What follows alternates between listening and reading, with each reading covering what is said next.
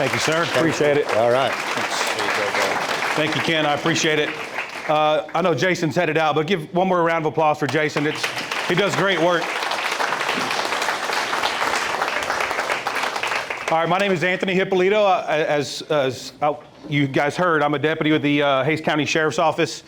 And since about September 2022, we've been going out doing these fentanyl presentations throughout Hays County, across the state of Texas, outside of Texas, and here in a couple of weeks, we'll be in Mexico City talking to the Synthetic International Drug Conference, just to talk about what's going on in Hays County.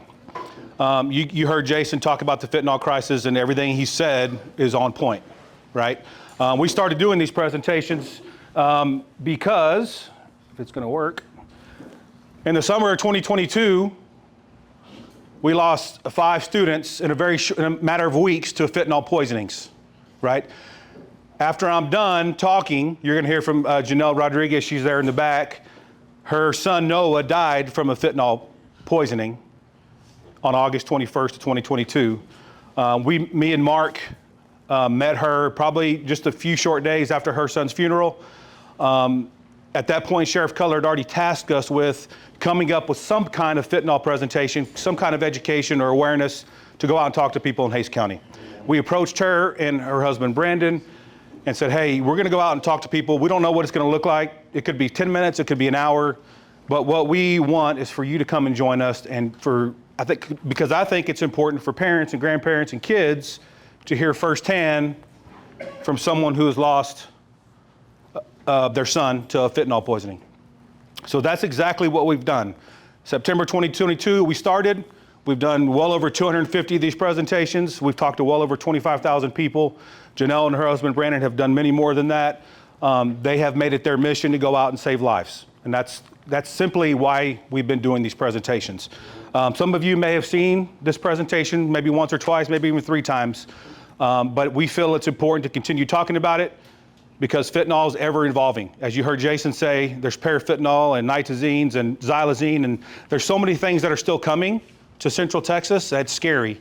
And if we can just talk about it and have those conversations and bring awareness, then in hopes of just saving one life, and that's what we're doing, right? So I'll start this presentation off with a quick video. This video captures a real life poisoning. Right, this occurred September of 2022 behind an elementary school here in Hays County. These are 2 teenagers that pulled up behind an elementary school, and you guys will see exactly what happens.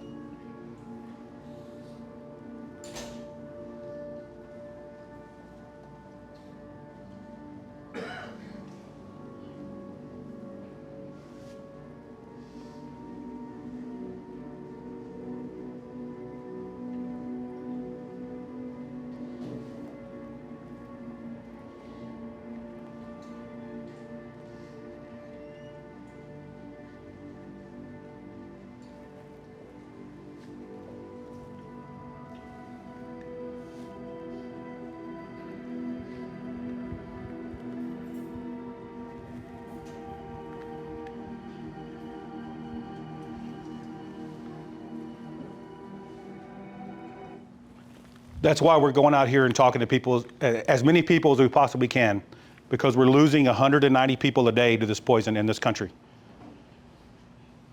We're never going to win the war on drugs. I've been in law enforcement for 25 years. I've put many a drug dealer in jail. Drugs still come, right? Drugs aren't going anywhere, right? But what we try to do with the sheriff's office and with the Forever 15 project is go out and win battles within that war, right? If I can go out on patrol tonight and take 10 counterfeit pills off the street, what we know, because DEA tells us that 7 out of every 10 counterfeit pills that are seized has a potentially lethal dose of fentanyl in it. So 70% of them has a lethal dose in them. That's 7 people we're possibly saving by taking those 10 pills off the street, right? So to me, that's a major battle that we're winning within that war, right? Or if I can go talk to a group of 1,500 high school students and just get one of them to say, hey, man, you know what, I heard what they had to say. I'm not gonna go to the bathroom and vape today. I'm not gonna pop a pill today. I'm not gonna snort a line of cocaine. To me, that's another major battle that we're winning by keeping that one person from making that decision to do drugs, right? Or vape. Or if I can get somebody in the audience to say, hey, Miss Janel, I am battling something. How can you help me? I can't find help. Rehab places are turning me away. How can you help me?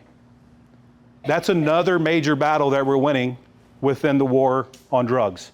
And we're doing it every time we go out and talk to these kids and parents.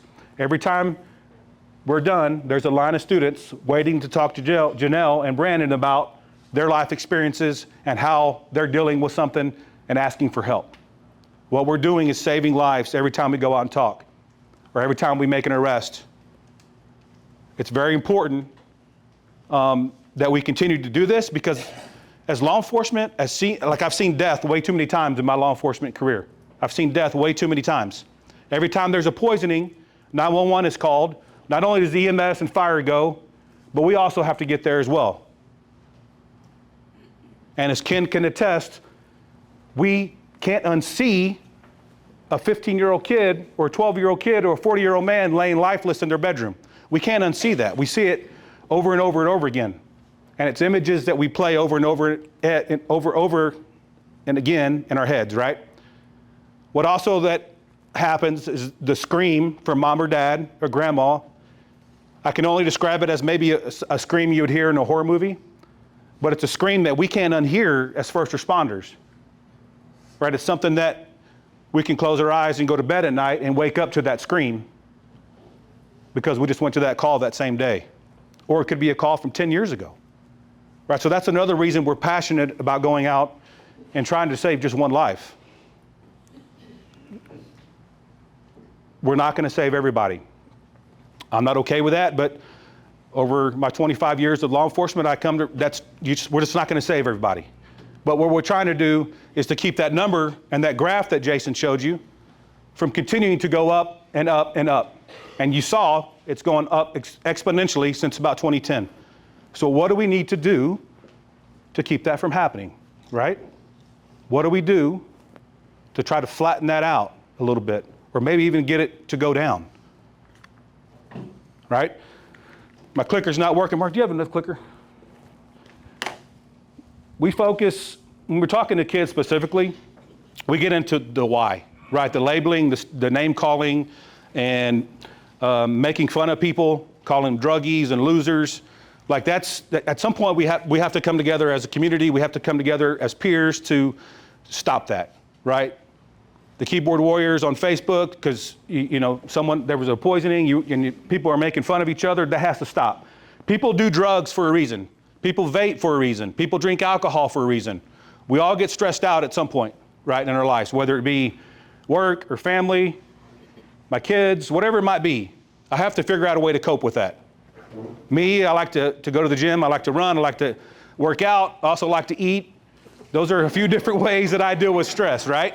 But unfortunately, some of us turn to drugs and alcohol, some of us turn to vapes because of the stressors that we have to deal with. The kids today, middle school and high school specifically, deal with a lot more stress and deal with a lot more than we had to deal with when we were in middle school and high school.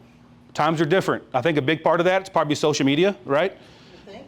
So, and that social media is a whole nother 8-hour class, but the stress that we're dealing with, whether it be an anxiety, depression, whether it be going through a divorce, parents might be going through a divorce, you're going through a divorce, financial issues, death in the family, got cut from the football team, got cut from the dance team, whatever it might be, that triggers, hey, I just want to forget, I want to get high for an hour so I can forget about my parents going through a divorce. I'm going to pop a pill that a friend gave to me that I think is just a Percocet. It's going to make me feel good for a couple hours. But what we're seeing, a lot of times, people aren't waking up. And that video I just showed you, whether it be an 18-year-old kid that lives on the east side of Hays County, that's a regular Joe like you and I, or whether it's a 40-year-old millionaire in Dripping Springs, it does not matter. It does not care if you're white, blue, black, or green. It doesn't care if you have $1 in the bank or $1 million in the bank. Fentanyl has touched every portion of Hays County. Whether it be Wimberley or San Marcos, Ulen, Niederwald, it does not matter. It's touched every portion of this county. So what we try to focus on is the why. If I can figure out why people are making that decision, then we can figure out a better way to help that person, right? So that's what we really stress to the kids when we talk to them, is to, your peers will have more influence on, they'll have more influence on each other than some cop up here talking to you for 30 minutes, right? But what we want to do is give these kids as much information as we can. We don't preach to them. We don't lecture them. We don't talk down to them. We usually go in plain clothes, not in uniform, and we just talk to them and tell them we love them, and that if we're going to change what's going on in our society, it starts at the middle school level, and quite frankly, it starts at the elementary school level. We're just trying to figure out a way to come up with a program to show elementary school kids. But you as parents, if you have elementary school kids, you better be having these conversations with them, because at some point, they're going to be faced with a decision, right? They're going to be faced with that decision, and they're going to have to, they have to be equipped with the knowledge to be able to make that decision, right? The video I just showed you, that 18-year-old kid took the pill, what he thought was probably a Percocet. Obviously, you saw he essentially died right in front of his 19-year-old friend, or 17-year-old friend, right? 17-year-old friend doing CPR on him for 30 minutes before EMS got there? He waited like 30 minutes to call 911, probably because he was scared to get in trouble, right? Luckily, our deputies get there, fire and EMS get there, they save the kid's life, and you saw him sitting up on the stretcher like nothing else, like nothing ever happened, right? They go on about their lives. January 1st of 2024, just 3 or 4 months ago, that kid given CPR died of a fentanyl poisoning. Actually, January 1st, we lost 3 people in Hays County to fentanyl poisonings. We haven't got 2 of the toxicology back, but we're pretty positive. We've had so many now that we can pretty much tell on scene if it's going to be a fentanyl-related poisoning. So that kid went through a traumatic experience, right? He was doing CPR on his friend for 30 minutes or 20 minutes, whatever it was, but yet that addiction is so powerful. Just a few short months later, he's still popping pills, and unfortunately, he didn't wake up, right? And that's what we're seeing over and over and over again throughout Hays County.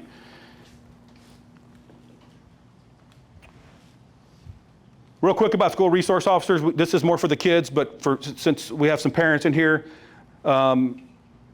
really get to know your school resource officers. The ones here in Wimberley are amazing. They do a great job. There's one at Danforth. There's one at Wimberley High School. Have your kids get to know who they are. Don't be afraid to go knock on that officer's door or the deputy's door and just have a conversation. They're not there to put your kids in jail. They will if they have to, but as law enforcement, that's the last thing I want to do is put a kid in jail. I hate it. I'll do it. It's my job. But please don't be afraid to talk to you or get to know your school resource. Fentanyl's been around for a long time. Doctors use it. They've been using it since about 1960.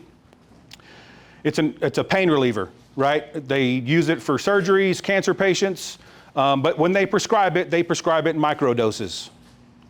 Micro obviously means very, very small because it only takes 2 milligrams to kill you, right? The Mexican cartels that Jason was talking about saw the Chinese organizations were making so much money from these fentanyl-laced pills because Americans were ordering from the dark web from the Chinese organizations, and they would send them over and they would send it via UPS or FedEx or USPS here to the States. When I retired, I was in the criminal interdiction unit, and we battled the cartel every single day, up and down I-35, the airports, UPS, and we were intercepting large boxes of fentanyl-laced pills, 2017, 2018. I mean, it just kept going up. We started intercepting more and more every single year. So the Mexican cartels, as Jason mentioned, started buying the precursor chemicals from China and India and other places overseas. They make the fentanyl there in Mexico and send it right across the border. Very, very easy to make. It's synthetic. Can be made within a matter of hours or a day. Every illicit drug that they continue to make, whether it be cocaine, heroin, methamphetamines, they're putting fentanyl or fentanyl analogs into every illegal street drug that's out there today. So we're seeing so many deaths because someone might be, maybe I'm using cocaine for the last 10 years. I go to the same dealer. My dealer will never kill me, right? Well, he didn't know where that cocaine's coming. The dealer doesn't know where the cocaine's coming from. But now we're getting it so fast and so much that all the cocaine now today is going to have fentanyl in it. All the methamphetamines is going to have fentanyl in it. The X pills. So every drug that's out there today, we just had a THC death here in Hays County, March the 9th, and you'll see that in just a second. Oh, weed's not going to hurt me. The days of experimenting are over. I stress that to the kids. We stress that to the kids all the time. It's not like back in the day you could, experiment and get away with it. That's not the case anymore. So 2 milligrams is enough to kill you. And what we're seeing a lot in Hays County is these counterfeit pills. I can go to the pharmacy here in Wimberley and get, if I have a prescription, I can get some Percocet or Adderall or Vicodin or Oxycontins or Valium, whatever it might be. And then I can go to the street corner and buy Percocets, what I think are Percocets, and I can put them side by side, and you won't be able to tell the difference. And that's what we see in Hays County over and over and over again. So someone who's battling anxiety needs some medication. They go and get it from their friend, who they think they're their friends, and they take the pill to get high, and they just don't wake up. Again, 7 out of 10 of these counterfeit pills have a potentially lethal dose. So we used to call it Russian roulette because we started doing these presentations in September 2022, and at that time it was 4 out of every 10 pills, and it's gone up over the last 18 months up to 7. And this is coming straight from the DEA lab. 107,000 people died from an opioid overdose in 2021. 93,000 of those were directly related to fentanyl poisonings. In 2022, we had 109,000 people approximately die from fentanyl poisonings. 2023, I haven't seen official numbers, but I've seen 112,000 died last year from fentanyl poisonings. Fentanyl is the leading killer for people 18 to 45. It's not car crashes, it's not suicide, not gun violence, not lightning strikes, drowning, I can go on and on. The number one killer for people 18 to 45 is fentanyl. Is that in the U.S.? Yes, in the U.S., yes, sir. We strongly believe, because we've been doing this long enough, that number 18 it's going to keep going down. We've lost at least 2 middle schoolers here in Hays County to fentanyl poisonings, right? And Jason mentioned the 3-year-old. I think we had a 14-month-old die here in Hays County from a fentanyl poisoning over in Buda several months ago. So what he's telling you is he's on point. It's happening here, right? What does 109,000 people look like? That stadium just down the street in Austin holds 105,000 people. So there's not enough seats in that stadium anymore to hold the amount of people who have died from fentanyl poisonings in the last several years, every year. I show this slide specifically for kids. It's hard for them to grasp, 109,000 people. They have no idea. But when I show them a football stadium, they get it. All right, here's some Hays County numbers. This since January 1st of 2022 to March 11th of 2024. I have updated numbers coming, but we won't get them until next week when we have our intelligence meeting. But as you see, we've had 72 fentanyl poisonings here in Hays County and 15 deaths. That number kind of goes up and down throughout the year and the months, just depending on what's going on. We have gone down, thank goodness, but it's still here. We're still having fentanyl deaths. I think it was March the 9th, we had someone, we believe, it's going to be a fentanyl-related poisoning because he was smoking THC. March the 9th, just a month ago, right? So it's happening. And again, these are just the sheriff's office numbers. This doesn't include Buda PD's numbers, Kyle PD, San Marcos PD. They have their own department. They respond to different locations, different areas. These are just the calls that the sheriff's office goes to, right? This was updated today. This is just the DEA. This is just one agency out there working hard, trying to intercept drugs. They've already seized 17, almost 18 million pills just this year, the DEA. Almost 2,000 pounds of pure fentanyl. The amount of fentanyl that was seized in 2023 could kill 376 million people just by one agency. That's not counting what Hays County's seized. Our guys are out there working hard every single day. We had a pretty good little fentanyl seizure last week. It's here. It's not going anywhere. And this is what we show the kids, and you guys need to understand, you can't tell what's real and what's fake. And as you hear from Janelle here in just a minute, her son took what he thought was a Percocet, and he didn't wake up. This is what we're seeing. The majority of our fentanyl seizures and fentanyl deaths have been related to these counterfeit pills. I want to save some time for Janelle. Let's see. This is called rainbow fentanyl, candy fentanyl. They make it for a variety of different reasons, but a couple of reasons is it's easier for them to smuggle. They can buy a bunch of Skittle boxes, the cartel can. They can empty them all out, fill them up with these Skittle-like fentanyl pills, and smuggle it across the border. But they also make it like this to target our young folks. It looks like candy, right? It looks enticing. They're more likely to take it or eat it because it looks like candy. Jason mentioned xylazine. It's real. It's an animal tranquilizer that vets use.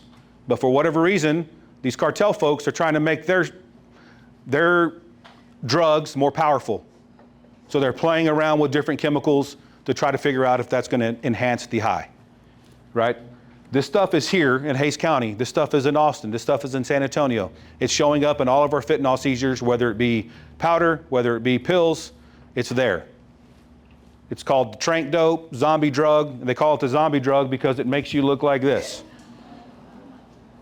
It's called, it essentially, if you've seen The Walking Dead, the zombies, it turns you into a zombie, and I won't play the whole video. I don't know if it'll play, but it's not gonna play. But if you go to YouTube and search that, it'll show you exactly what that drug does to you. It turns you into a zombie. What kind of time period is that Yeah, I don't know specifically. That does take a while, but that's just like shooting up heroin. It does essentially the same thing to you as well over time. Signs of overdose. If you have middle school kids or high school kids, and I tell the kids, if you're sitting in class and you start seeing some of these signs, get that person help immediately. We've had several poisonings with kids sitting at their desk here in Hays County. Several, not just one or two. Our deputies and our school nurses all carry Narcan, and I'll show you that here in just a second. That essentially reverses what the opioid does to you. And many kids have been saved by our deputies and school nurses because they're doing this stuff. Either one kid at Hays High School, he was across the street in Plum Creek with some friends, he had several pills, but they took one pill, crushed it up, and he snorted a quarter of the pill. Walked into class 30 minutes later, died at his desk. They went and got the school nurse, our deputy. I have body cam of it. I can't show it yet. But our deputies and our school nurse did an amazing job, saved this kid's life. EMS showed up, fire showed up, and essentially saved it. The kid woke up and he's ready to go to school, like nothing ever happened. I mentioned Narcan. If you have a middle school student or a college student or a high school student, or if you are grandkids or whatever, if you have Tylenol on your house or an Advil like you would use for a headache, you need to have Narcan as well. It's sad that I have to say that, but it's 2024, and you better have multiple sitting in a cabinet somewhere where you can find it under stress. I've got 2 teenagers. I've got about 8 of these boxes sitting in a back bedroom where I can get them in case something happens. Just because you can get it from Janel Rodriguez. She probably has some here today. But there's several different websites and places that you can buy it from, and you can get it almost free these days. You don't need a prescription anymore.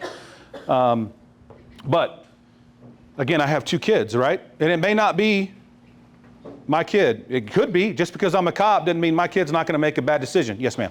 If they are not breathing, how do you deliver a spray, or just That's giving it a in great their question. nose? Is that enough? Well, it's not. If they're not breathing, you do need to squirt it up their nose, but that's where CPR comes in process, and it helps. And I'm sure Ken could probably explain it a little bit more. You can't deliver it through their mouth. No, it's got to be EMS. They carry the injectables, and that works a little bit better and a lot faster. But you got to have it. I would feel guilty if I didn't have it on hand. Right? It may not be my kid, but it could be a friend of hers who's spending the night for the weekend. I don't know that she battles anxiety and depression, needs pills to sleep at night. And if my daughter comes and wakes me up in the middle of the night and say, "Hey, little Susie's not waking up. What's going on?" I'm going to feel real bad if I don't have that Narcan in my house. Right? So I strongly encourage you to get it and have it on hand if you have kids around your house. Okay? Social media, this is a whole new issue. Superhighway for the selling narcotics, superhighway for the human trafficking, sex trafficking.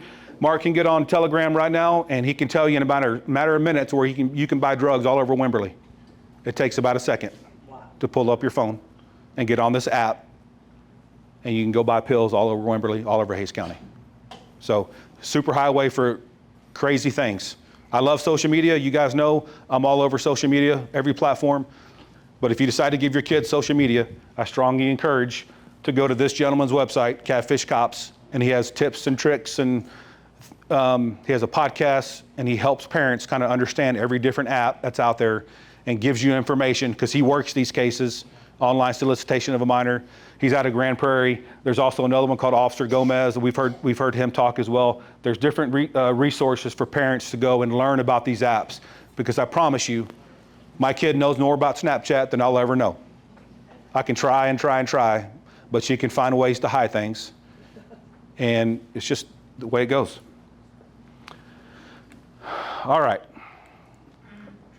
I'm going to turn it over to Janel Rodriguez. She is the co-founder. Her and her husband, Brandon Dunn, founded the Forever 15 Project. This is her son, Noah. August 21st of 2022, he passed away from fentanyl poisoning. He was an athlete at Johnson High School here in Buda.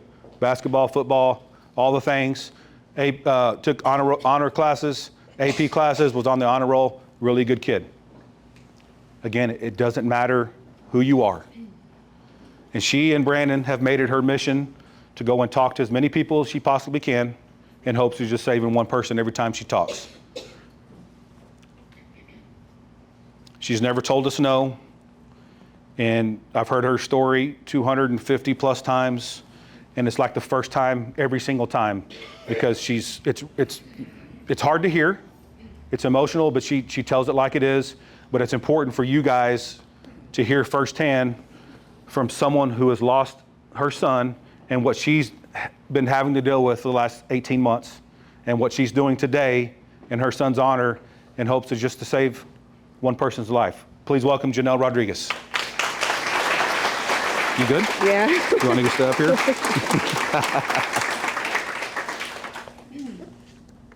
Okay, so before I get started with my presentation, let me just ask you all a quick question. Who went to church this morning?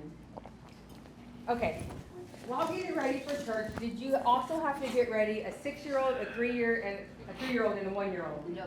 No. Okay, well, I did. Okay, so I forgot to bring 2 major pieces to my presentation, and I do apologize about that because I was in church mode. My kids just got new rooms yesterday, so they woke up and went straight to their new rooms, and it was just hard trying to get them in church mode. So I do apologize. With that being said, my name is Janel Rodriguez. Behind me on the screen is my son Noah, and like Deputy said, Noah was an athlete, played football, basketball, track, honor student, had dreams of going to A&M, becoming an engineer. Noah was from a Christian home, 2-parent home, stable home. And I say these things because it can happen to anyone. We never thought it could happen to us. We were the family who was blinded, until it happened to us. Till we started meeting other families just like us. So the stigma we talked about earlier definitely needs to be squashed, because it's not just the druggies, it's just not the people from the other side of the tracks. Noah was all these great things, but Noah was a teenager. He wasn't perfect. It wasn't always pretty in our home. We butted heads. We grounded him. We took the door off of his room, right? Typical teenage things, right? We were those type of parents. On the night of August 21st of 22 at exactly midnight, I received a phone call. My husband and I dropped Noah off at a friend's house about 7 p.m. Saturday, August 20th. And I told him, pick you up after church tomorrow. Okay, Mom. The number calling me, I recognized as being the friend's number. I had Noah's phone. So I answered the phone call thinking, Noah probably wants me to send him some Whataburger. He probably wants a Slurpee, right? Well, the very first thing I hear on the other end of the line was this horrific scream. One of those screams you'd hear in a horror film. So immediately, I knew something was wrong, and I sat up as quickly as I could. And the parent on the other end of the line is in a panic. Janel, I think Noah overdosed. And I said, what? No. I'm screaming no, pacing my house back and forth. My husband hears me, thinks I'm having an anxiety attack, because I just had a baby and I was just diagnosed with having postpartum anxiety. He jumps up out of bed. Hey, do your breathing treatments. Count to 10. Take deep breaths. I said, no.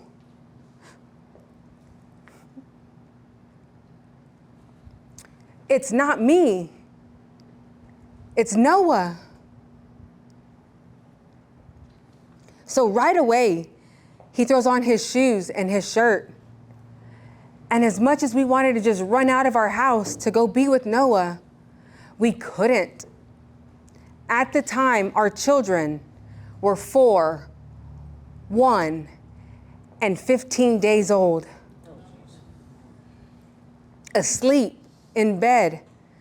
And somehow, I still had enough sense in me to know not to take my children, especially my 4-year-old, to this scene. So I'm on speakerphone and I'm texting all of my family to get to Noah, because my whole family knew where this friend lived. I'm texting all of my church family for somebody to get to my house to be with my babies. Meanwhile, the parent on the other end of the line says, I've been doing CPR on him for 20 minutes. Every time I push on him, there's vomit coming out of his nose. She says, I'm getting so tired. And I begged her, please don't stop. Please don't stop. Turn him over on his side so he doesn't choke on his vomit. But please, please don't stop. She told me she would not stop until EMS arrived. 25 minutes later, my pastor's wife shows up to my house to be with my babies. Brandon and I are able to leave. We live in Buda. Noah was in San Marcos. And for us, it's about a 25-minute drive. But on our way there, I'm telling myself out loud, when I get to the scene, I'm gonna jump out of the car and I'm gonna run inside because my baby just needs to know that his mom is there, right? He just needs me. He just needs to hear my voice. He's gonna be okay. He just needs me there. Pull up to the scene. I jump out of the car. I'm ready to run inside when I'm approached by my mom.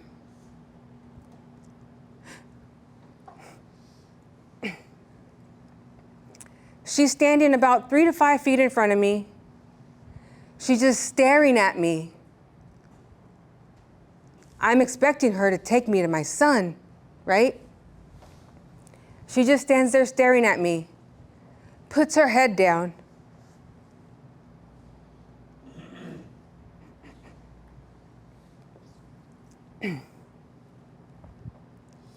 Shakes her head. And I knew that I just lost my baby boy.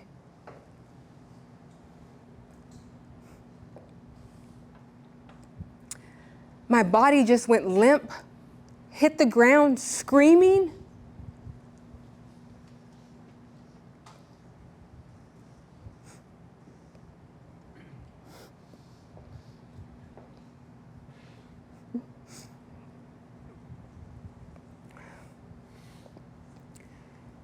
And it seemed like every moment with Noah and every memory of Noah flashed before my eyes. From holding him as a baby for the very first time to watching him walk into his friend's house just a few hours before. I was so confused. First responders came out. Told Brandon and I that they had worked on Noah for over 45 minutes. He had machines hooked up to him.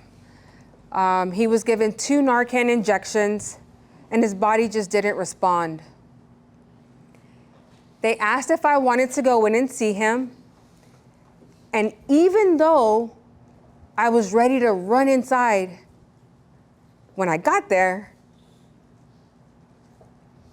but knowing that he was gone scared me, so I said no. So the next time I did see Noah was about a week later at his funeral. This is my home church in Kyle.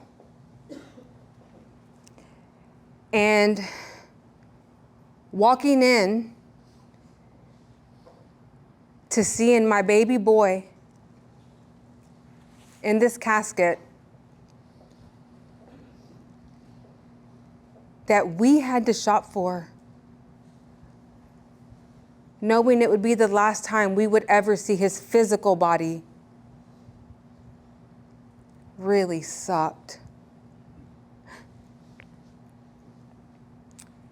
But these photos were taken right before we had to shut that casket on our son. And no parent,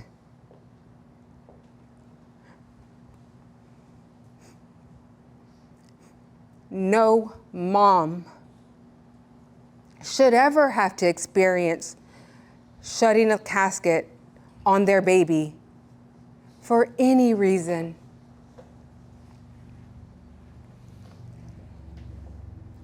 Church was packed full of teenagers, full.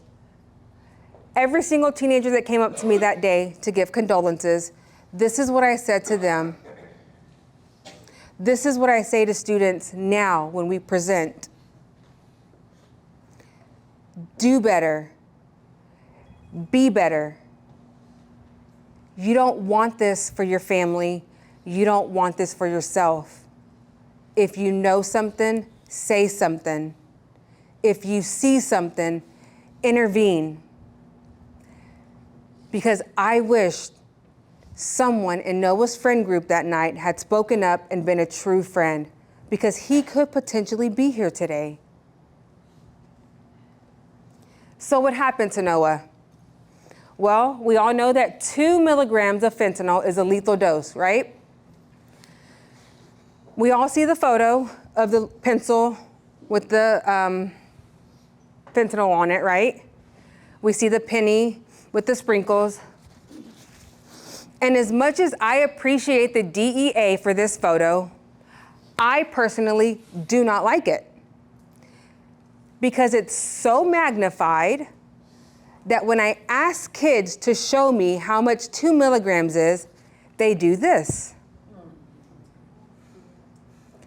So this is one key part to my presentation that I left at home. So we're gonna imagine it, okay? Unless he can find one.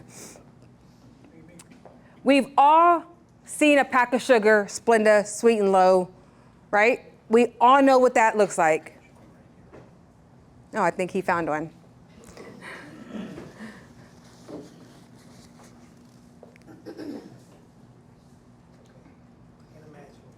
Okay, you can imagine it. We'll just show you the amount. But so we're imagining a pack of Splenda. Oh, we have one. Thank you. Splenda, okay? This pack of Splenda is 1,000 milligrams, okay? So Anthony's just gonna pour it out on his hand, but we all know what that looks like, right? 1,000 milligrams of Splenda. This is not even enough to sweeten my tea, because I like that diabetes stuff from McDonald's, right? So had this been fentanyl, would be enough to kill 500 people. That's how little it takes. That's how potent it is. So 2 milligrams of that is just the teeniest, tiniest speck. I think even a pinch would be too much, right? Noah had 8.5 milligrams in his system, enough to kill almost 5 people. So the Percocet he thought he was taking was just pure fentanyl with some baking soda or whatever it is that they use, made to look like the blue M30 Percocet pill. The young man who sold to Noah is now being held responsible on a federal level. We go April 26th for his sentencing. And I know some of you want to clap and are excited. I was torn, right? I was torn because this young man is 19 years old. Oh, no. He was 17 at the time that he sold, right? I was torn. I called Anthony and I said, I just don't know how to feel about this. Like, he's a child. All I could think about was his mom.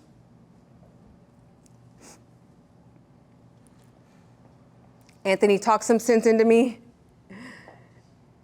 And he said, we've got to do this.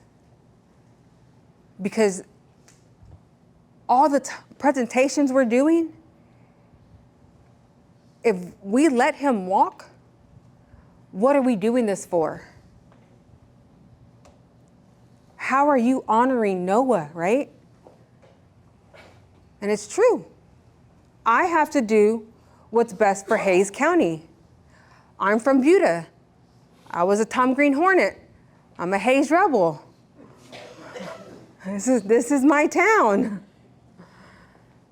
So if it means putting him away, hopefully he rehabilitates while he's gone, then so be it, right? So in Noah's honor, we started the Forever 15 project. What we do as a project is we've done this presentation hundreds of times nationwide. Like Anthony said, we're going to Mexico City on the 22nd. But when kids hear this presentation, kids reach out. We're able to find them help. We've sent, as a project, kids to rehab and mental health facilities. I don't take mental health lightly. My husband and I are working with legislators to change some of the mental health laws that Texas has regarding minors. If you're a minor in Texas, you can refuse treatment and your parents can't do anything about it. So we're trying to fight to change that law. We've put these billboards up all across the state of Texas just to bring some awareness. We hand out Narcan free to the community. We have some back in the back there. You can purchase it over the counter. You can just walk into H-E-B, Walgreens, Walmart, whatever. It will cost you about $50, but we never want money to be an issue on why you can't save someone's life. So we will always offer it for free. So grab a box. If we don't have enough, please send me a text or an email. The number on my website is my personal phone number. It's not a Google number. It's me personally. Typically, this is the part of the presentation where I would bring out Noah's urn and tell you that I take him everywhere with me, but today shows that I don't, right? Typically, I do. And you would be shocked at how many people still don't know what fentanyl is. And when people see me with Noah's urn, it's a good talking point. And I'm not too ashamed to share my son's story because I wished that I was able to sit in at a presentation so that I had the opportunity to warn him about it. But unfortunately, it did not happen that way. We did not get to know what fentanyl was until it happened to us. But if one life is changed, then what we're doing is worth doing. And we're not going to stop. So thank you all so much for taking time to come to this presentation. If y'all have any questions, we've been super honest and open about Noah and our story and our struggles. Don't hesitate. Thank you. Good. Thank you.